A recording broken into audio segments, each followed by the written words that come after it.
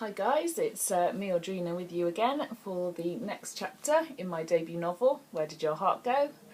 And we're on 65, so literally 5 chapters left after you've listened to this one, or 4 even actually. So without further ado, settle back, relax, grab your favourite drink and enjoy the story. I woke early on Monday and remembered to give Charlie and Mitch a call as I passed on my way downstairs. There was a week to go before the biggest event of my life, in more ways than I could comprehend.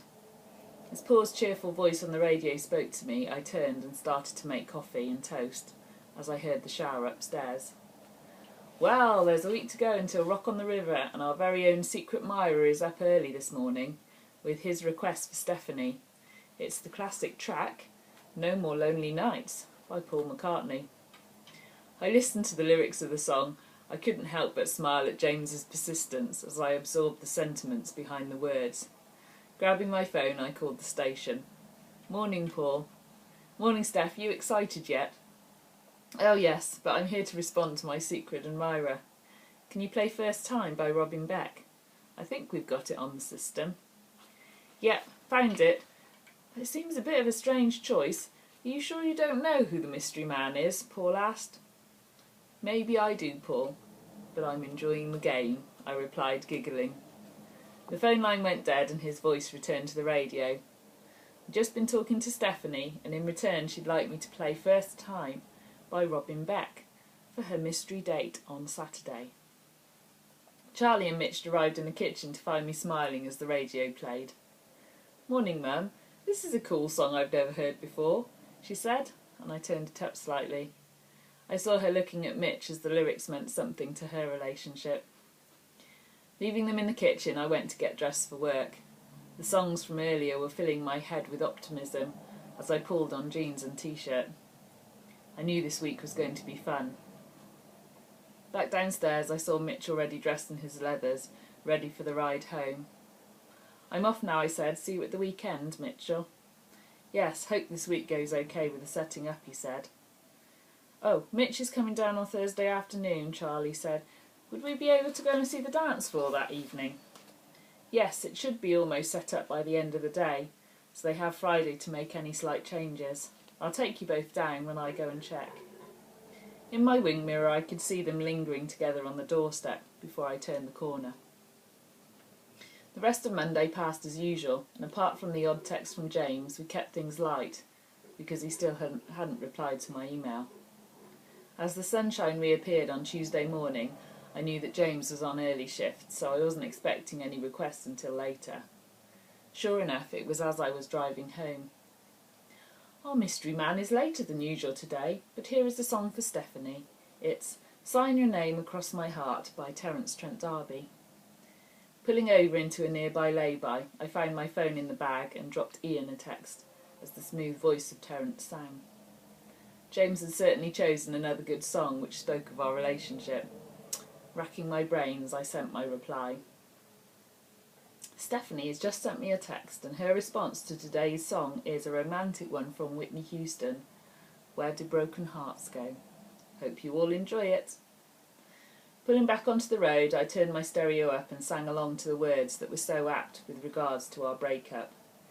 It was almost as if I'd written them myself. At home, I turned on my tablet to check on the plans for Wednesday, as I needed to be down at the river by 8 in the morning. Blinking in my inbox were 2 messages, so I opened the first, which was from Sarah. Hi Steph, sorry I haven't been in touch recently.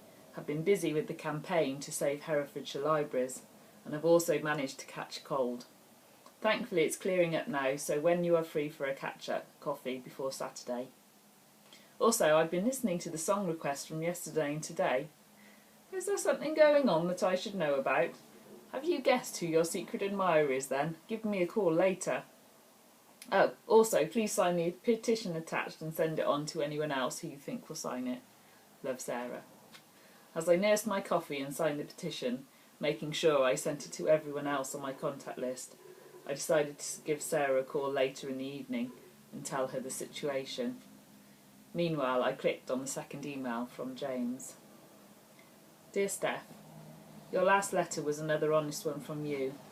and it breaks my heart that the event I was forced to impose upon you changed the person you were so drastically. I hope that with time and love I can help you find the girl I knew and loved all those years ago. I sense she is still there just beneath the surface. But I guess I must have changed in some way, but I've yet to discover this. With regards to your question about Felicity and her involvement in mine and the boys' lives, well, basically, when she left me and them, I tried to keep things on a friendly basis as they were only young, Darren 4 and Mitchell only 2. And she used to have them for a day or two during the week, but this seemed to dwindle as her new relationship heated up. Eventually she'd only make time for them at Christmas and their birthdays. Now they're older and able to make the decision to see her, I believe that they rarely do, but I've left that up to them. My parents were a godsend and pretty much helped a lot with bringing them up, as I struggled to work and look after them. It was a hard period for me, but a relief that she was finally out of my life as much as she could be. I hope that answers your question enough to help with your decision. I guess she loves them, but I have to admit that looking back they were just pawns in her control of us, which is an awful thing to admit. Believe me when I say that if I do ever happen to see her again, then I will not be responsible for my actions after the pain she caused you. Anyway, enough of the past unless it's remembering the good times, of which there were many. Do you realise that we hardly had an argument in the time we were together? That must be some sort of record. I'm really looking forward to seeing you on Saturday and watching you control the crowds, which undoubtedly you will. After all, I remember when you took the reins at my 21st birthday party. Till Saturday, love, James.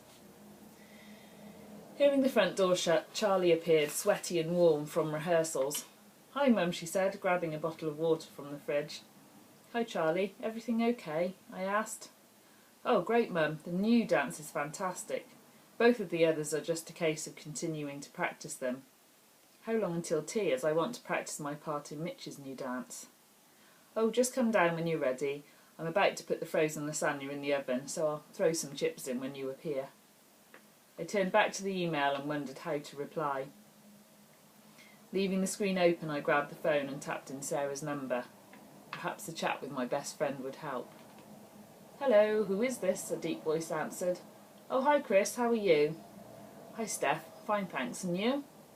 "Good. Is your wonderful wife around?" "Yes, she's just smiling at me now and asking who I'm talking to. I'll pass you over and look forward to seeing you on Saturday for the event of the century." "I know, I just hope Rick's driver can find us," I replied. Chris laughed. "Here's the other member of the Rick Astley Appreciation Society." "Hi Steph," Sarah said, giggling at her husband's last comment. "Hi Sarah, how's the cold?" "Better, and thanks for signing the petition. The numbers are rising so quickly it warms your heart to know how much the people of Herefordshire value their library service when it is threatened with closure." "Will your job be okay?" I asked. "I really don't know at this stage. I'm just keeping everything crossed." I could hear the worry in her voice despite her light-hearted tone. "So, let's cut to the chase in. Who is he?" "Oh, you mean Mystery Man," I replied coyly. "Yes, damn it, I'm your best friend. I have a right to know." "I believe it's James. He sent me the song Valerie last week and suggested substituting the name with mine, and it was the line, 'I'm the same boy I used to be,' that got me thinking. Since then, a couple of songs this week have only confirmed my suspicions." "So, what will you do on Saturday then?" "Oh, probably try and act surprised, but I think James may have guessed that I know it's him." "Have you decided whether to take things further yet?" Sarah asked. "Almost. We've been exchanging some very frank emails about the subject, but deep down, I'm still scared." "Well, you know where I am if you need to talk further before Saturday," she finished. "Thanks, and if I need to, I will. In the meantime, I'll keep my radio on, and if the rest of the listeners are as entranced by this flirting as I am, you have a captive audience," Sarah giggled. "I'd better go. I think the music has finished upstairs, which means Charlie will be down for food." "Take care, Steph, and how about a coffee on Friday?" "I'll let you know. Depends how things are moving with the event, if I have time." "Okay, speak soon," she replied. by Sarah. So yes, the week is coming towards the end, and the wonderful event in Ross-on-Wye that is going to bring a lot of people together, and it's going to be fabulous. Don't forget, if you want to buy your own copy of this on Kindle, it's free on Kindle Unlimited, or only 99p or 99 cents, so really good value, I reckon. And if you do read and enjoy it, don't forget to pop a little review on when you finish. It would be most appreciated by me.